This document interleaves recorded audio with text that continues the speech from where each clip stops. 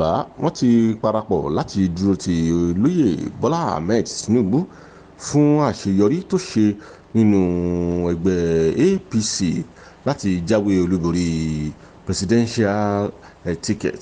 Àmọ́ gbogbo ohun tó ṣẹlẹ̀ yìí á fẹ́ kí àwọn èèyàn mọ̀ wípé kò sí kí àwọn ọmọ Yorùbá èmi kan má dúró ti olóyè Bola Ahmed Tinubu torí pé ọmọ Yorùbá ni gbogbo wa, bó tilẹ̀ jẹ́ wípé ọ̀pọ̀lọpọ̀ àwọn èèyàn ni wọ́n ń pariwo Yorùbá nation.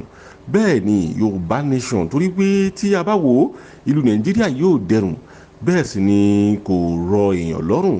Ìdí nìyí tí ọ̀pọ̀lọpọ̀ àwọn èèyàn ṣe ń pariwo Yorùbá nation. Kò sí bẹ́ẹ̀ náà ní ká ti rò wípé olóyè Sunday Igboho ó ìwà níbi tó wà.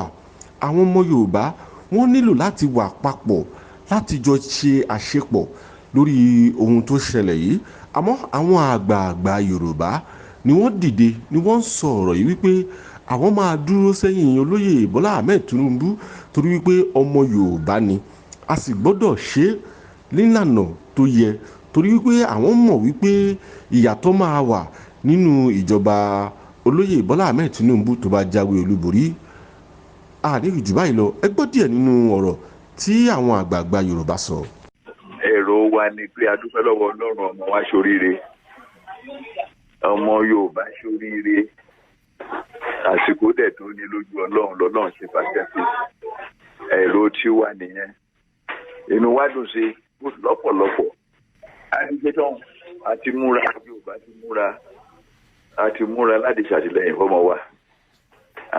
Lẹ́lẹ́yìn olójú ogun rèé àti múra tó lọ sógun náà ládẹ̀rán àdúró sẹ́yìn ẹ̀gbọ́n ni. Ọlọ́run ti dá wa láre. Wọ́n máa dúró sórí ìpinnu ìjà ọ̀rọ̀ àná yẹn nílẹ̀ Yorùbá wa àgbà máa ń sọ pé a máa ń fi sẹ́yìn bí ìgbà téèyàn fi aṣọ sẹ́yìn ni. Ọmọ wa ṣoríire, iwájú ni ká máa tẹ̀.